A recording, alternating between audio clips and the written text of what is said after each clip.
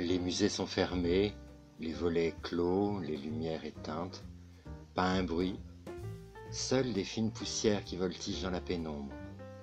Mais derrière des vitres, des objets attendent que des yeux curieux les observent, les admirent.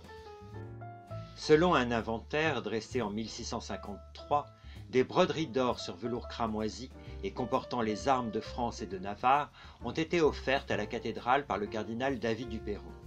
2 grands parements, avec les représentations d'un Christ sur la croix, accompagné de la Vierge et Marie-Madeleine, et d'une Pietà, la Vierge soutenant le corps de son fils, sont exposés dans le trésor. En 2005, l'archiviste paléographe Maxence Herman a retrouvé et publié un contrat passé le 3 avril 1573 au brodeur parisien Jacques Damet par Jacques de Fontenay, représentant d'Henri de Navarre, futur Henri IV.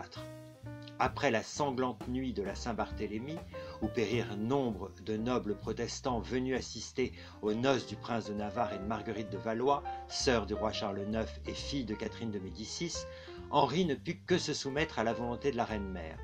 Cette commande, d'un montant particulièrement élevé de 750 livres tournois, une véritable fortune, pourrait représenter un gage tangible de sa volonté de prouver sa conversion au catholicisme pour endormir la méfiance de ses ennemis.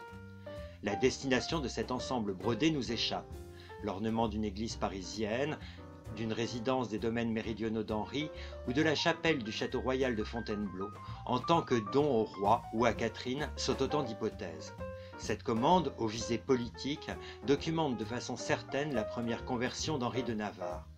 Véritable peinture à l'aiguille, les 2 scènes montrent une technique rare et luxueuse, l'or nué, qui permet de recouvrir un dessin reporté sur une étoffe de fil d'or, recouvert, tout ou partie, de fil de soie. Le fil d'or ne traverse ainsi pas l'étoffe et reste sur la surface.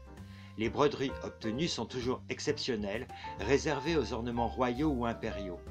Ces parements ont été transmis à la mort du roi Henri IV à son aumônier, le cardinal archevêque de Sens du Perron, qui les transmit à son tour au trésor. Ces pièces de provenance royale, certaines, ont été restaurées en 2010 et prêtées au château de Fontainebleau pour l'exposition organisée pour les 400 ans de la mort du souverain.